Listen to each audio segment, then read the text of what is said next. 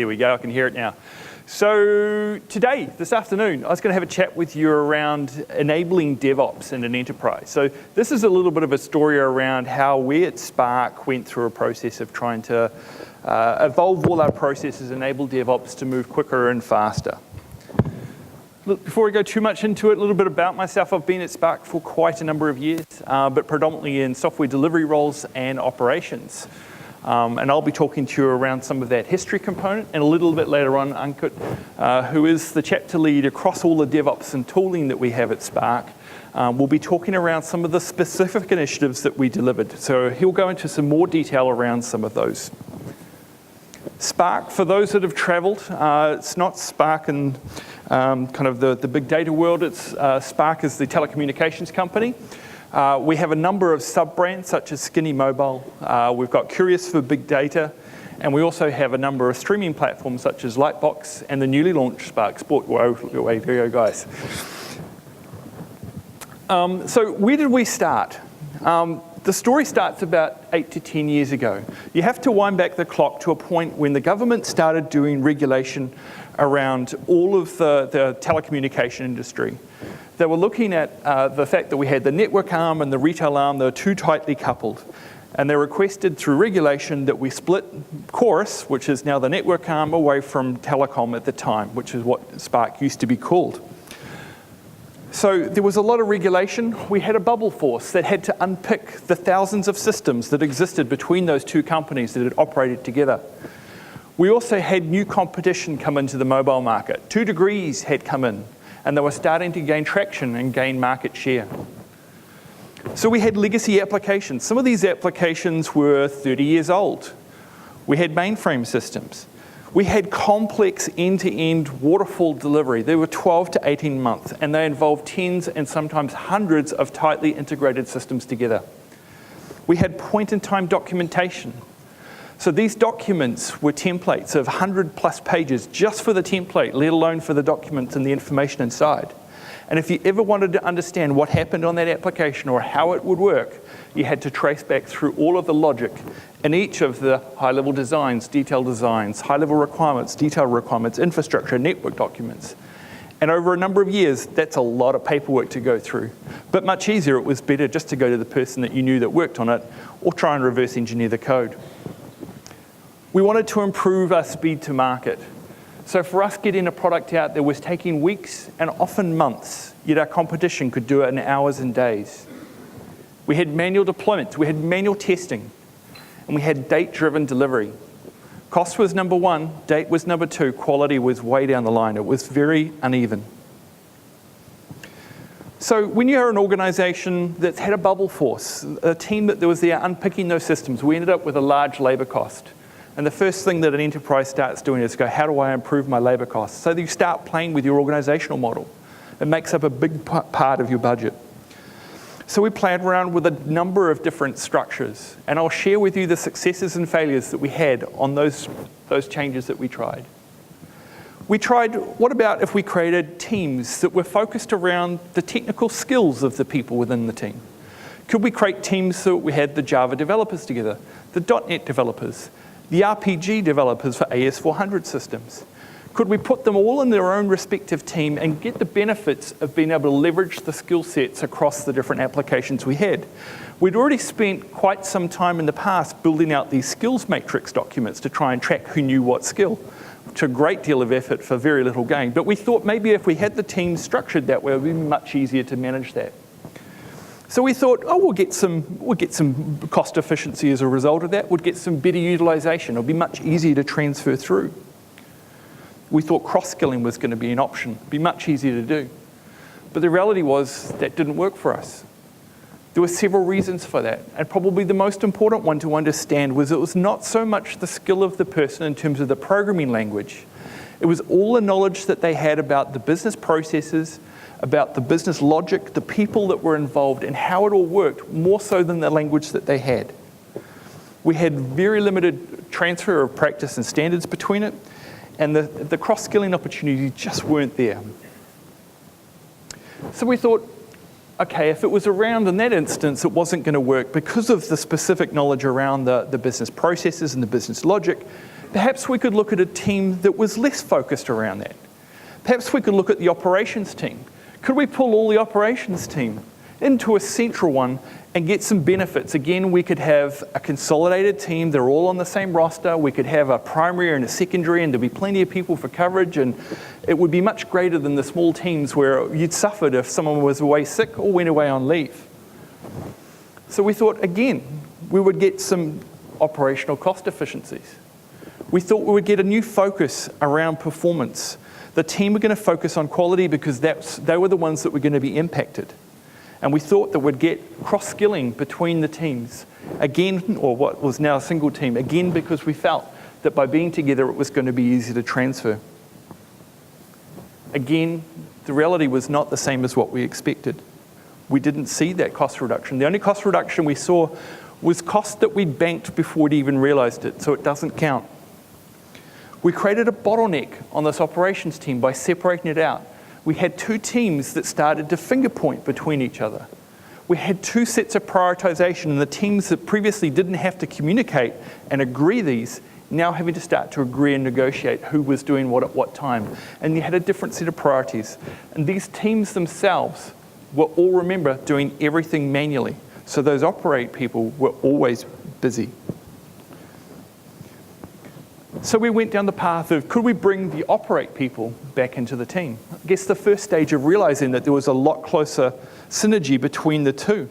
So we put the operations into those teams. Again, we thought, in this case, we could get joint accountability.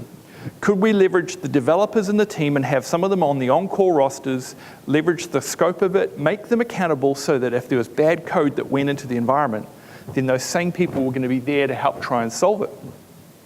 We get a reduction in operational cost, we've got less people altogether. We'll be able to get better utilization, and we get faster defect turnaround time. Some slight good news. We did actually get some benefits as a result of that. We did get some reduction in our headcount. We got a step towards that shared accountability. We were able to reduce some of our release kind of timeline, so it was a little bit quicker to get out there. But the problem still remained was around no end-to-end ownership. Remembering that many of the issues were chained applications. They're not one or two applications, sometimes it's tens, and in some cases up to hundreds of applications that are involved for some of our nasty fulfillment. Our environments were all in our own data center. We had stuff that was tightly coupled with our mobile core network and also with our IP core. So it meant we weren't able to leverage some of the capability that existed out in the cloud. We either had to replicate it or we had to come up with an alternative way of working.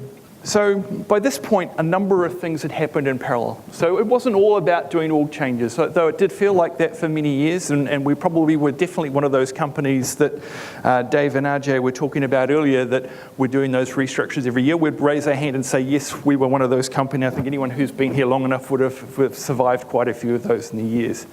But we'd also been looking at a number of other initiatives. We were looking at what else we could do from a process perspective. Could we strip out the governance that we had? We had governance for everything. Could we strip out every piece of governance we had that was adding no value? Could we get our documentation stripped down just to documents that mattered?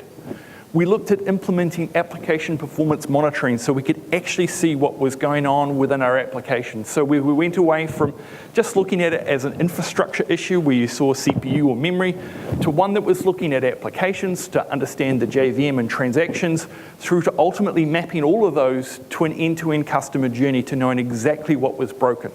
We needed to shift from a model where we used to hear from our contact center who would tell us what was broken to one where we would be telling them what was broken and when it was going to be fixed. So we felt more confident. We created a structure that was working for us at that stage. We'd made some good advancements, and we thought maybe it was time to walk.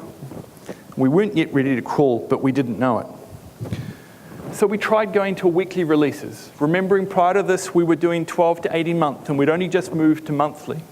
So we thought, let's try running it weekly. And for 2.5 months, it was a very hard slog.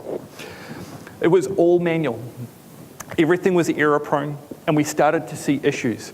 By trying to run before we were ready, we were starting to put in mistakes. We were seeing code regression issues. Things that were fixed before started reappearing, not just through bad branch management and code management, just from the sheer pressure that people were putting on themselves to try and push it through, they were making human error mistakes at an increasingly rate. We saw an increase in production incidents, and we started to burn our people out. For us, our deployments are at nighttime, and many of our systems, unfortunately, involve outages, and those outages can go for hours.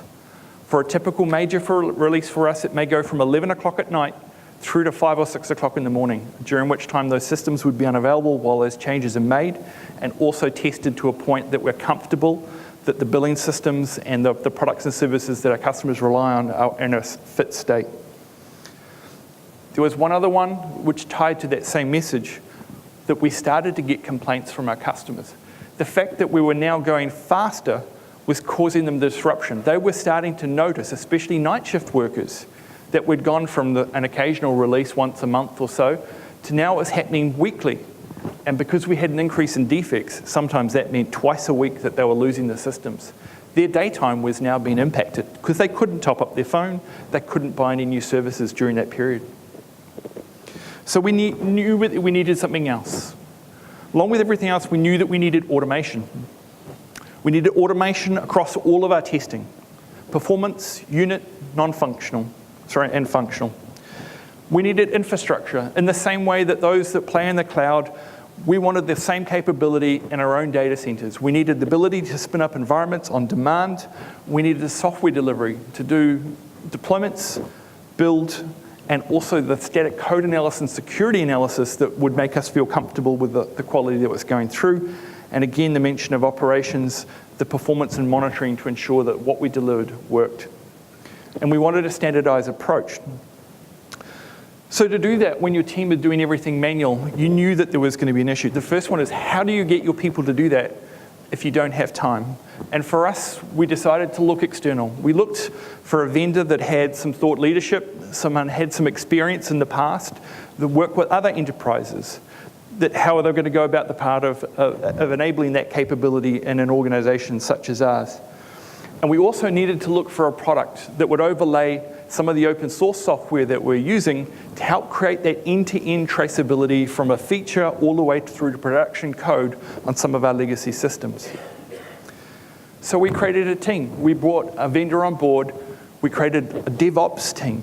This team was there to enable all of our application teams onto this new platform. The idea was we would take a standard pattern. We would go and engage with that team. We would go and ask them all of the details around how they do their deployments. And from there, we would go and enable them on the new platform. So from here, we would have a central platform, visibility from feature through to production. We would have the auto build and auto deploy capability. And we would finally start seeing some dashboards of what was coming through. Again, unfortunately, not everything worked out quite as well as we thought. We did have a few things that came through. The first one was by having a vendor come in and help push it, rather than something that was necessarily being pulled, was the adoption of it wasn't that good. And the moment that the systems failed, people started to revert back to doing things manually, rather than focusing on how do we fix the manual components that failed? How do I handle the exceptions and make this process work? And with that, there was also lack of ownership. And we had a second problem. And that was that the software that we'd chosen as this overlay over those other systems was tightly coupled.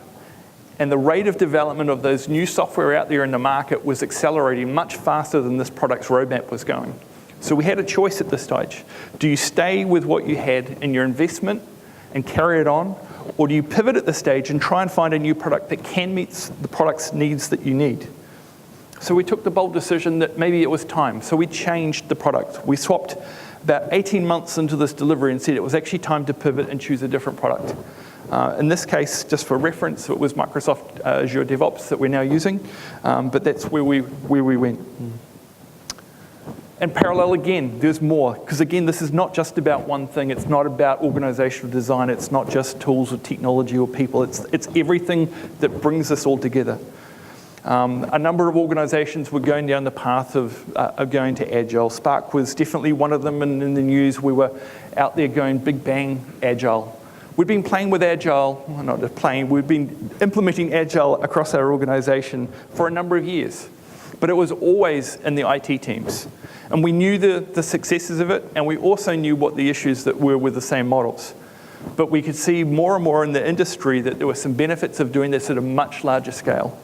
So we looked at how we could implement this on a much grander scale. So more than half of our organization shifted to an agile model. And we did that on July 4th last year. I won't spend too much time on the model because there's plenty of different stories that are out there. It's largely based on the Spotify model, but we do have a few changes. But there are some important points that I want to focus on. On the top left, it represents the hierarchy of our organization as it was. At the very top, you'd have your managing director, flowing down into your GMs, your head ofs, your managers, your team leaders, and then eventually you get down to the people that actually do the work and know what's going on. And those teams historically were structured around products or around applications. And when you had a decision that spanned either multiple applications or multiple products, it had to go up the tree to someone that had enough coverage and visibility of those products and services to make the decision before it would flow down. And that was a very, very inefficient model. So we wanted to move away from a model where all that decision making was done through hierarchy and bureaucracy to one where we had a model where it was broken down into teams that were more relevant. In the Spotify model, in short, you have a concept of tribes, which is a broken down team, typically 100, 150 people, it does vary. And we have tribes that represent either a product or a segment. Products, as an example for us, would be mobile or broadband or managed data. A segment is consumer, business, or wholesale, because there are different demands of each. Within the tribe, you have a squad, and the squad has end-to-end accountability. The squad consists of people from the CX UX team, the marketing team, the product people, the developers, the testers, also the architects as well. Everyone that is capable of solving the issues end-to-end for a particular area. We mapped all of our customer journeys. So when I refer to customer journeys, it's understanding how would someone interact with Spark as a customer, from buying my phone to deciding I want to create an account. I've created my account, I'm now using my phone, checking my first usage. Maybe I want to use a evaluated service such as Spotify, Netflix, Lightbox. Maybe I need help and I need to find out information. Or maybe I've decided I want to terminate. All of those different journeys were mapped out for every one of our products, and they were assigned out to each of the squads so that everyone knew who exactly was accountable both to fix and also to provide the new capability of it. We had one further addition that we felt was important for us in our model, which was the creation of an application tribe. While the structure that existed had a concept of a chapter lead, which is where you have a common set of people with a common skill, we felt it was important to maintain some integrity around our applications, because not every issue will manifest itself from a customer perspective that's singular. So in this context, we had things like patching, security updates, the type of issue that you wouldn't be able to pin to a particular customer journey but could impact multiple. So for us, it was important that we retained that as part of it. And we built this all onto the new platform and started the enabling of things from there. I'd like to now pass over to Ankit, who's going to share some of the specific initiatives that we were able to achieve in the most recent phases of that delivery. Ankit. Thanks, Mike. It's working. Everyone is able to hear? Cool. So while we were doing this org transformation and everything, we started doing some cool technology stuff where we have started new tracks and initiatives. Yeah. So the first one, so it includes the basic one and advanced one. The first one we started with is the build and deployment automation through production. So as Mike has mentioned that we were knowing that we wanted to go faster, we need automation. So when we started, each and every application build and deployment should happen in automated fashion till production.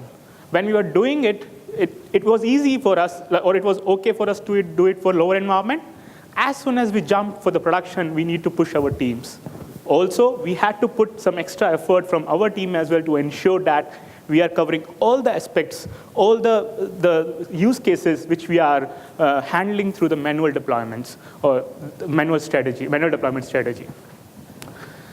We have automated build and deploy in place now. Still, our release cycles that time was high. That's the time we started putting our effort for automation of unit functional regression and performance test. So that was the reason behind it. Like, we wanted to go faster. We realized that because we are spending a lot of time in testing now, so that we started putting effort to build a regression suite, which will run in automation fashion, and gives the reports faster, which will reduce our test cycle time. Third one is the setup CI/CD tooling compliance. So because we are in a telco environment, we have multiple tools. So we have to set up a lot of CI/CD tool based on the requirement of different teams. Now, teams were using CI/CD pipelines. But when we are going for an enterprise view, like business wants to understand how many features you have delivered in this release, what is the status of the testing, we were not able to get it. Because we realized the problem is because people are not tagging it properly or not using the tools in the right manner. That's the time we had to set up some compliance, like, for example, naming convention and the iteration path, area path, etc. Drive towards zero downtime deployment for apps. So as Mike has mentioned, when we were going weekly, we had frustrated customers because our deployment is complex. That's the reason it takes almost 5 to 7 hours for completing the deployment and the sanity. And that was the driver for us, that we want to go weekly now, but the reason and the point here is we want to go without any downtime or minimal downtime. And the point here to be noted is we are using a lot of third-party products in an ecosystem. So we had to go to vendors. We understood that it's not possible. There is no documented approach for that. Still, we wanted to achieve it. We had to put creativity. We had to come with strategies. And we were able to achieve it for order manager system as well as for our CRM system as a core for the telecommunication for us. Enhanced performance testing pipelines. This is an interesting one. Like, we were having basic performance testing in place. We wanted to put some intelligence in that. We wanted to understand how better we can get the results, how better we can get the reports. I will cover in detail this particular incoming slide. Non-production environment uplift. So now we have automated build deployment testing in place. Now we want to go faster. We want to do parallel releases. So the requirement for the non-test, so for testing environment is increasing. We need multiple test environments. And as Jennifer has mentioned in the morning, that it's cheaper always. It's cheaper to fix the bugs instead if you find it in the production or as an incident. So we wanted to ensure that the quality of our test environment is good enough that we are able to find the defects more in the left side of the production system. And we started a track called as Testing Environment as Service. I will cover this one also in there. Integration of work management tool with ITSM, IT Service Management application, because like we are using ServiceNow for ITSM for service management, and as Mike has mentioned, Azure DevOps for the work management. So we realized that there's a duplication of effort taking information from one system to another. So we had to build some integration so that we can reduce those things and we can have real-time visibility. So part of this track, enhanced performance testing pipeline. First thing we did is we moved out from a third-party product to an open source. For the performance testing, we started using JMeter and for the performance testing. So we were dealing with 4 problems here. The first problem is that we assume that our testing takes, or peak load was taking around 5 hours. So while we are doing the performance or peak load, after 3 hours, we realized that there one application node is down. So we have to make it up and running. And we are having the request failure. So then we will go back, stop the testing, start it again. So the last 3 hours of testing is wasted now. Like, there is no use of that. We have to start again. The second problem was that after you do the testing, your peak load is completed. Somebody has to come and do analysis for 2 hours or 3 hours, and they will send an email to the application team. This is your problem. This is the request failure because of this reason. And the third problem was the infra analysis. Like, you do a peak load, okay? You have to ensure that you have not caused any harm to your infra as well. Like, your old processes are up and running and healthy. So that analysis also was taking the time. The fourth problem was that apart from the basic email reporting from the peak load, we were not having any sort of archived reporting mechanism. Like, if I want to understand what is the impact on the performance from the previous release? Or is that we have improved in the performance or not? We have reduced the time for this particular customer journey or not? So that's the reason. So we have put some intelligence and we started using Azure DevOps for the orchestration of everything. We wrote multiple scripts. We started connecting with the APM tools, application performance monitoring tool. As soon as the tester writes the JMeter script, JMX files, check into the Azure DevOps on the Git repos, and or a manual trigger or a schedule trigger happens. So before triggering the test, it goes and check and connect to the APM tools and find out whether the infra is in the good state or not.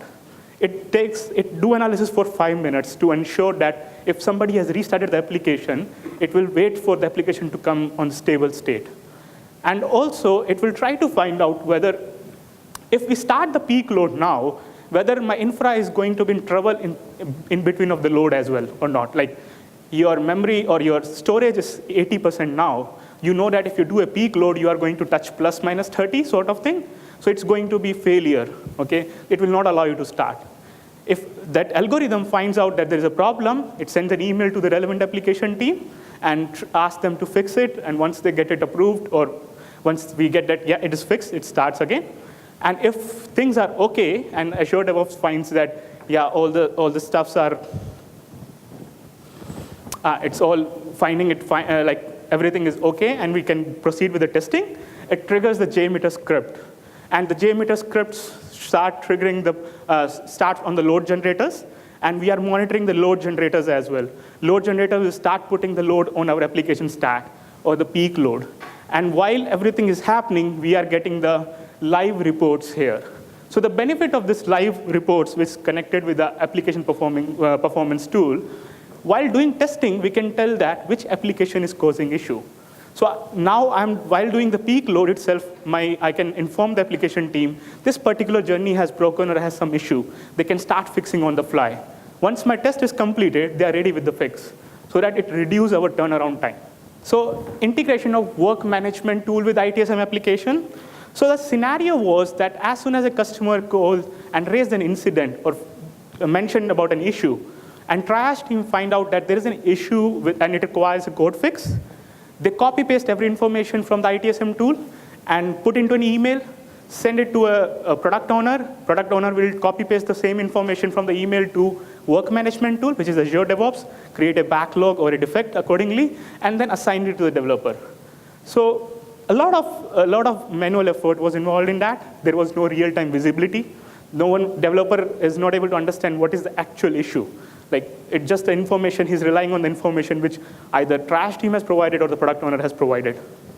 That was the time we started building the MIB application. We call it middleware, where it consists of mapping, and it understands for which field it has to update in another tool, on what action it has to update in the particular respective tool. What are the benefits of this integration? So first and foremost is real-time updates. As soon as there is an incident reported, triage team find that it's require a code fix. We have an option, say it's require code fix, automatically it create a backlog or a defect in the respective team with all the details, with the complete history, with attachment, with all relevant information. If there is any update in that incident, it gets updated in that another work management tool. Similarly, if any update in the work management tool, like for example, you prioritize your PBI, and it gets updated in the ITSM tool as well. So now both the parties have information of the real-time visibility. If customer calls back to our agent and they can give the update, yeah, it's going to be fixed tomorrow, or it's going to be in production by this date. So we have the satisfied customer as well. So as I mentioned for the non-production uplift, so we started a track for test environment as service. So idea is that to spin up the environment on the fly. The first challenge we faced is infrastructure as service. So because our applications are tightly coupled with the network, our application has to connect to the network, or the billing system has to connect to the network lines so that it can understand all the data. We were not able to go to the cloud. And that's the reason we were not able to leverage all the benefits which cloud was providing to us, spinning up in the infra on the fly, spinning up the network drive, storage drive, and the network VPNs, et cetera. So that's the time we realized we had to build our own infrastructure as service on our data centers. And that's the time we started setting up the tools which allow us to do that. And when we talk about testing environment as service or testing environment on demand, the first thing come in the mind is containers. Same thing we started doing and we started exploring. But the catch was that we were confident enough that for our own application, for our homegrown application, for Java-based small applications, microservices, we were able to achieve it. But if we have to spin up environment on the fly, similar integration environment, we need all the core components should come up. And the core component consists of the third-party products, like order manager system, your CRM system, billing system. So we want all those to come up as well. We went to the vendors again, asked the same question, will you be able to help us? So they said, oh, there is no documented approach, we don't support it. But we wanted to do that because that was a requirement. We want to go faster, we need more environments. We had to put, again, strategy in place. And we were able to achieve it, containerization for the core product. Like for CRM system, recently we have achieved that. Now, you have multiple test environments in place. You are having the capability to spin up the environment on the place. But still there was a challenge that you have in one environment, tester is doing the testing. After 2 hours of testing, they realized that there is some problem with a particular configuration. There is some problem with this particular application, and that's not a code issue. It's some sort of configuration issue, some infra issue or sort of thing. That's the point we started doing health checks for the environment. So we utilize our regression suite, like we picked some of the Selenium script from there. We picked from the same algorithm, which is we are using in the performance testing, in the enhanced performance testing, and we collaborated everything. And on the schedule basis, in the morning 6 a.m., it triggers and it finds out, it runs some sanity suite, it gets the information, it tells that whether it is in usable state or not, it is fit for purpose or not. So before tester comes in the morning, 9 a.m. itself, it has the report that, yeah, this environment is good to go, fit for purpose. If there is a problem, if the algorithm finds out there is a problem with a particular environment, it sends the email to the respective team or the alerts to the respective team. You have to fix it and whatever give some insights of the error as well. So service virtualization. So because we are connecting with our third-party products as well, or vendors as well, like Mike has mentioned about the chorus. So there is a situation we have to start utilizing service virtualization. And some of the legacy product we have in our ecosystem where we don't want to spend effort to make it on containerization because we are getting away soon, as well as we have some products where it has license implications if we spin up the environment on the fly. And those are the areas we have to start utilizing the service virtualization. Reporting and analytics. So you have everything in place now. You have automation, you have testing environment coming in place. But still we were lacking to understand in this release how many features I'm delivering. Because as Mike has mentioned, we have multiple squads.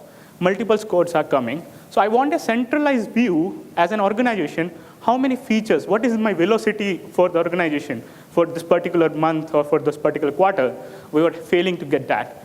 And that's the time we started building a data layer. That particular application was getting the data from different tools, either using API, connecting to the databases, using OData protocols, etc. And brings all the data into one central database. And then we start start linking that. Now we have the reports in place where if we select the release, okay, I can understand how many features are going, what is the test status of that, what is the test cases burned down over there, what are the defects raised over there, what is the defect, what frequency is coming, like how many P1s, P2s, or etc. coming.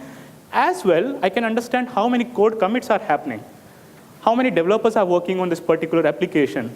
So this gives insight to us that where we should focus, where we should start focusing, where we should put more efforts to make that process streamlined. Whereas we are building more capability, we have some growing pains as well. So the first is the tool maintenance. We have more automation in place. We have more build and deploy and test automation, which requires more and more agents. So we started building some automation for our automation implementation as well. Upgrade required to benefit from new feature. So as market is growing faster, the tools are evolving faster, you have a lot of new feature coming. But we want to leverage that. So we have to do upgrades and all.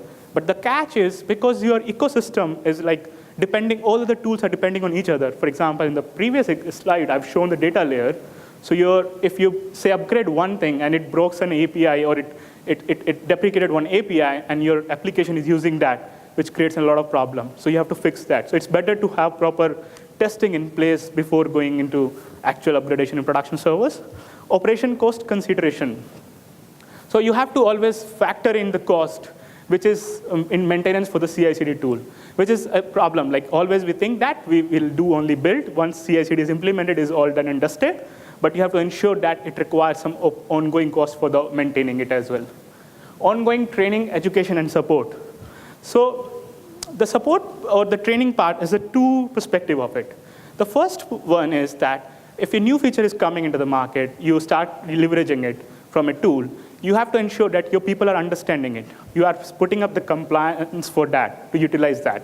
As well, once your team is comfortable, then roll out to the other application team so that they can, you have to do training for them as well so they can understand how to benefit it, how to utilize it.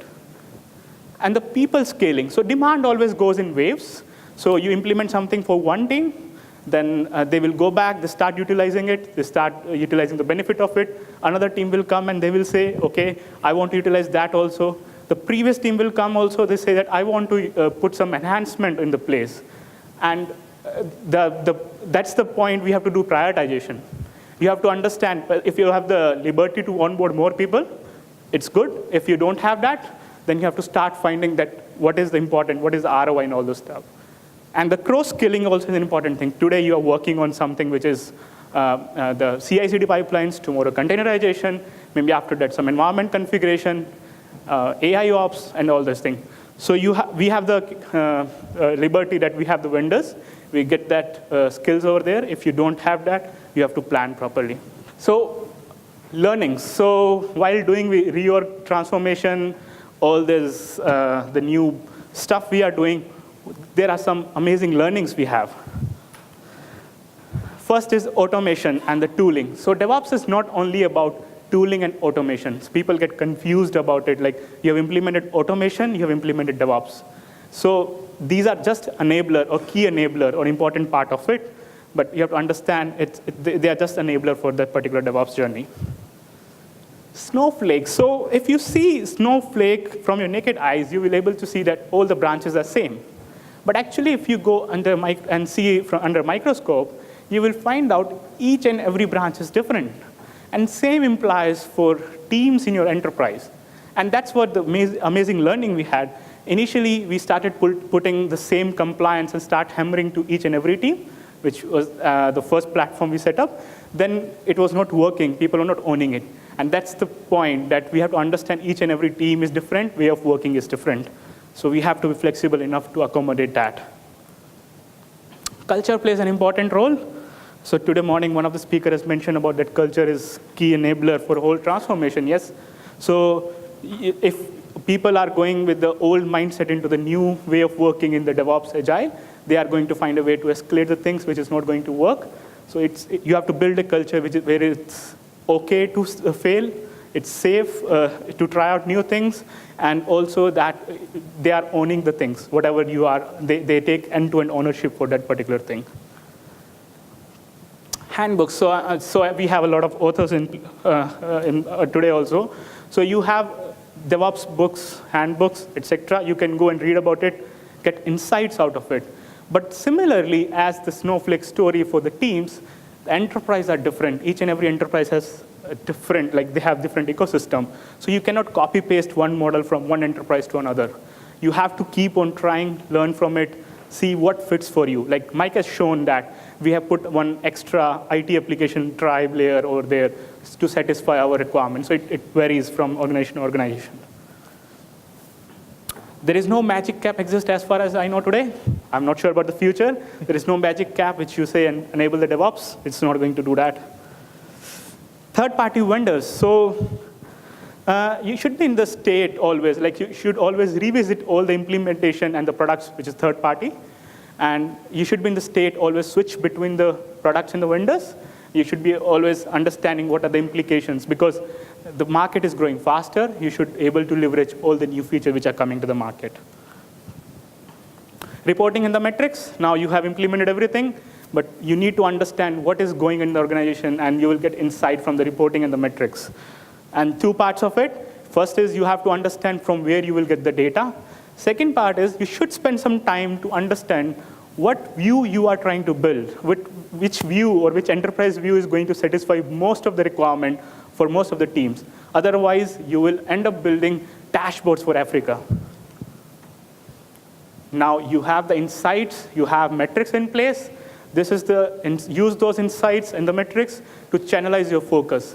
Where you want to put some effort, where you want to go and put some more effort and try to understand which is going to solve my problem, which team require more tooling, which tool is better, which is performing good or not, those all information. Leadership plays an important role, key role. I think enough we have talked from the morning that the role of the leadership in this whole transformation. The only key thing is leaders create an environment which is okay to fail, safe to try out new things. And if you have the leaders who understand the whole process of transformation, it's going to be okay, it's great. If you don't have, you are going to suffer. Coming back to the topic, how to switch on the DevOps in organization or in enterprise, there is no DevOps button similar to the magic cap. You cannot go and say, okay, there is switch, I want to switch on, and it will enable the DevOps. Thanks, let's connect.